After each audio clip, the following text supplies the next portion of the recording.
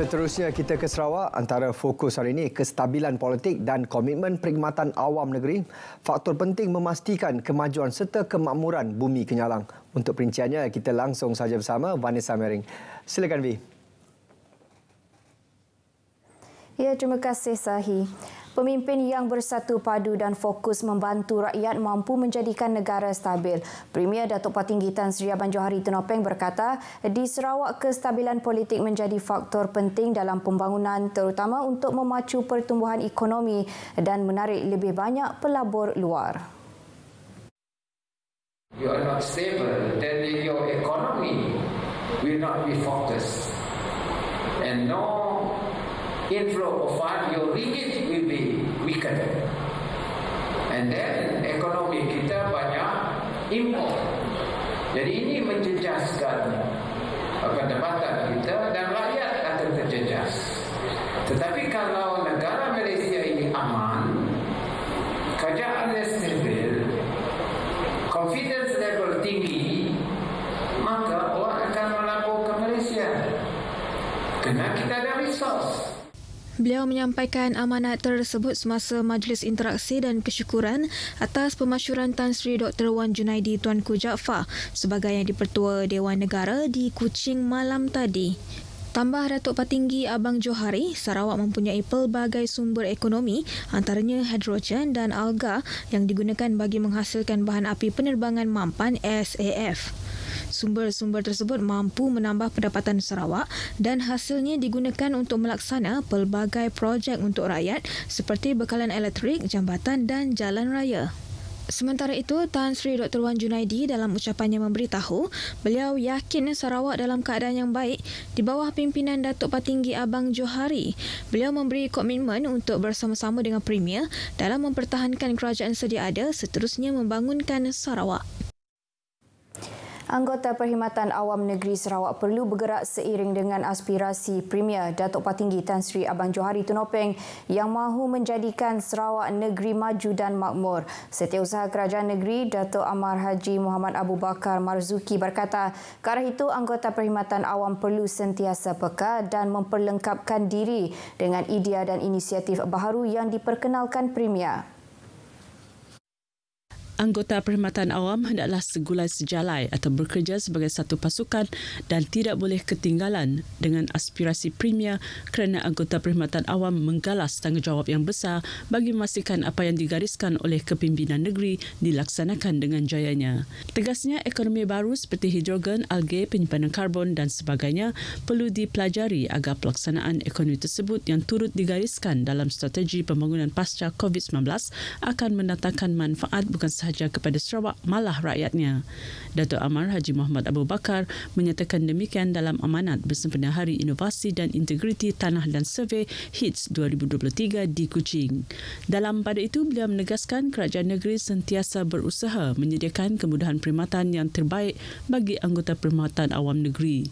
Ini termasuk menyemak semula kemudahan pinjaman perumahan, kemudahan pinjaman kenderaan, kemudahan perumahan perkhidmatan awam yang berkhidmat di luar bandar, menambah baik skim perkhidmatan jawatan berasaskan caruman serta memperkasa pelibatan wanita dalam kumpulan pengurusan.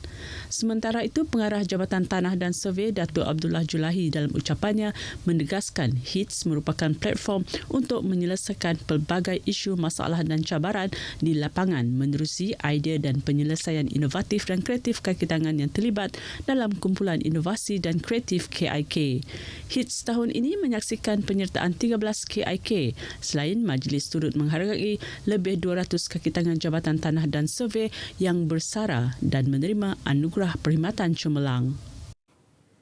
4 lelaki dan seorang wanita tempatan berumur lingkungan 20-an ditahan dalam serbuan di 2 kondominium di Kuching Isnin lalu kerana disyaki terlibat dalam kes penipuan tawaran kerja sambilan.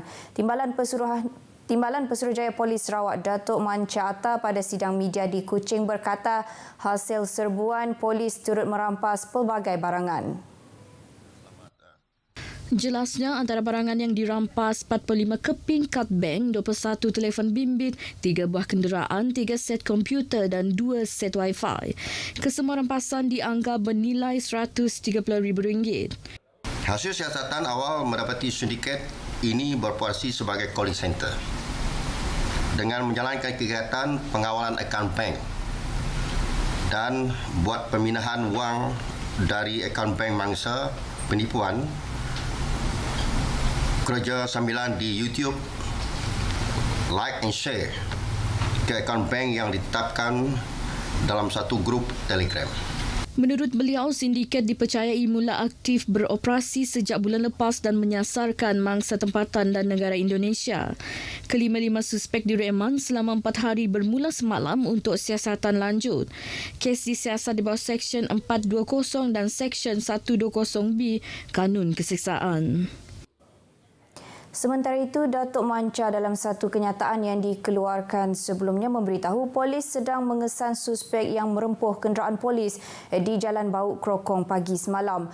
Menurut beliau, sebelum kejadian, anggota dari Ibu Pejabat Polis Daerah Bau yang menjalankan op lejang di kawasan itu telah mengekori kenderaan yang dalam keadaan mencurigakan. Ketika polis hendak menahan kenderaan tersebut, suspek bertindak merempuh kenderaan polis dan anggota yang bertugas telah melepaskan tembakan ke arah kereta suspek bagi mempertahankan diri. Walau bagaimanapun, suspek berjaya melarikan diri menuju ke arah Krokong Bau. Siasatan awal mendapati kenderaan jenis Toyota Land Cruiser berwarna perak tersebut yang dilaporkan hilang di daerah Kuching telah ditinggalkan di sebuah jalan ladang kelapa sawit Ledan Gumbang dan suspek dipercayai telah melarikan diri.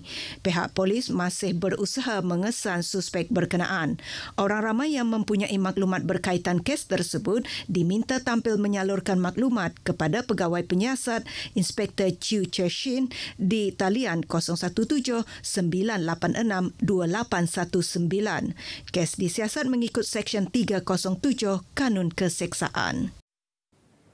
Sebuah bot nelayan tempatan ditahan Agensi Penguatkuasaan Maritim Malaysia, Zon Maritim Bintulu kerana melanggar syarat sah lesen dengan melakukan aktiviti menangkap ikan di luar zon yang ditetapkan. Pengarah Zon Maritim Bintulu, Kapten Maritim Muhammad Hairul Anwar Saad dalam kenyataan memberitahu bot nelayan tersebut ditahan Isnin lepas pada jarak 9.17 batu nautika dari Kuala Balinian.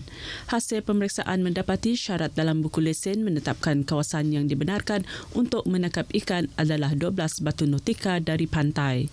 Bot tersebut dikendalikan 5 kru, 2 daripada mereka warga tempatan dan 3 warga Indonesia berumur antara 39 dan 54 tahun.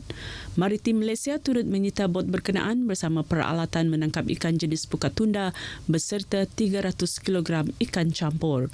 Kes akan disiasat di bawah Seksyen 8(B) Akta Perikanan 1985. Perkongsian itu tadi mengakhiri berita dari Sarawak. Seterusnya kita kembali bersama Sahi untuk berita selanjutnya. Silakan. Baik, terima kasih.